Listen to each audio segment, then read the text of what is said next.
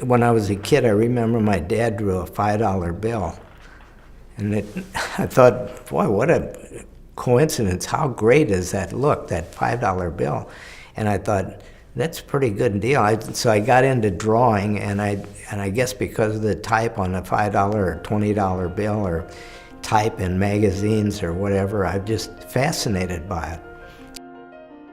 And when I got out of high school, I went night school to Washington University. I didn't even know that they paid money for hand lettering. But I copied type fonts and knew them in my head, and I just stuck with it. And type was basically metal, and it had hard edges, and you couldn't put letters together unless you cut them apart. And I don't even know if they thought of cutting type apart totally back then. And with the invent of the typositor, which I had one of those, you could put it on film and you could space it. Rather than metal type, with film type, you could move letters touched together or ligatured or spaced out better. With the invent of digital type, that just kind of blew everything else away, and it even did away with a lot of typesetters. One of the gentlemen who taught typography, which I took the class, he worked for Gardner Advertising, and he got me a job as a paste-up boy. I was about 18, 19 years old, and they had two people in there that did hand lettering, and back in those days, hand lettering was more important than it is today.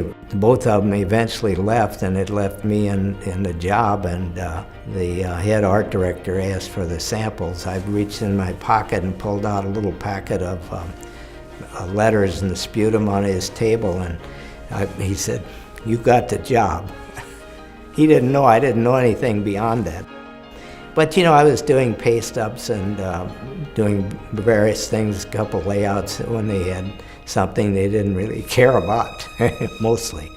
With the fact that you could make it had movement to it like a rod and a reel, and they bought off on it, and that's how it came about. So it was just, sometimes things come to you just when they relate what the product or the business is. From that job, I got drafted in the Army about 2 years later and went to Korea. And when I came back, I went back to Gardner for about 2 more years. Well, I worked for Gardner from 48 to about 54. I started in October of 54, and I freelanced for about 2 years and worked heavily with Obata, so that's how we started Obata Design. It was just Kim and Alice Hausner, Kim Obata and Alice Hausner, and so they decided to form a studio, and Rich Haley came along. He was doing production, and I was invited to come along, and we formed Obata Design in 1956. About 2 years after that, after working with them, I went back by myself, and about a year after I was freelancing on my own, I had Don Langeneckert, who was an illustrator and left Centaur Studios, came with me to we weren't partners, but we were together and did jobs together, did a lot of layouts. We worked together for about a 20 or 25 year period. And then he decided he wanted to work out of his home where he had a studio. There was a company called Typositor, that's a company that had a contest, an international contest for type designs, and it so happened that I entered that and won an award for a typeface that I actually named after my daughter, Janet Type. So every time you do a font, sometimes it's not easy, but you usually figure out something you can come up with that's a little different, that is more interesting than just type.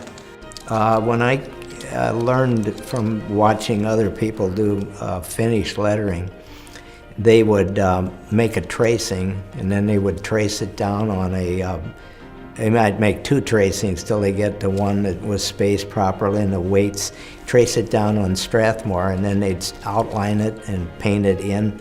And all those steps took 5, 6, 7 steps before they got to it. When I saw that method, I thought there's got to be a quicker way. So I decided that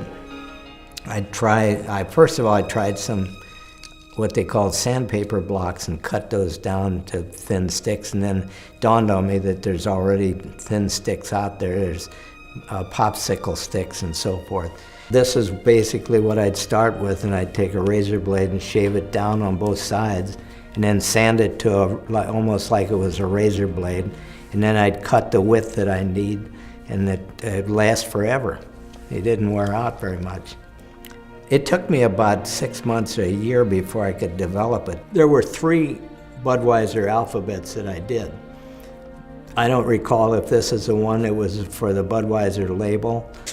Basically, this is a project that from Anheuser-Busch to reproduce and recreate the original Budweiser lager beer label and the script. But I did the before that, what they have now is the back of the script like they had years ago, but this particular one was I think the serif on the Budweiser alphabet. So I marked it, and if it came back, I'd have that stick that I'd know about it.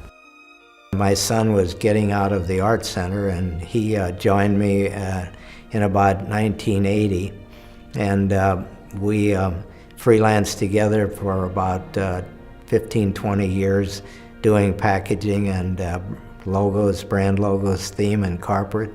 And then we did a lot of design work for different corporations. And then he got into another field, and I just kind of stayed with mine, and he and I worked together somewhat, but we were doing separate things also. And that's about up to date.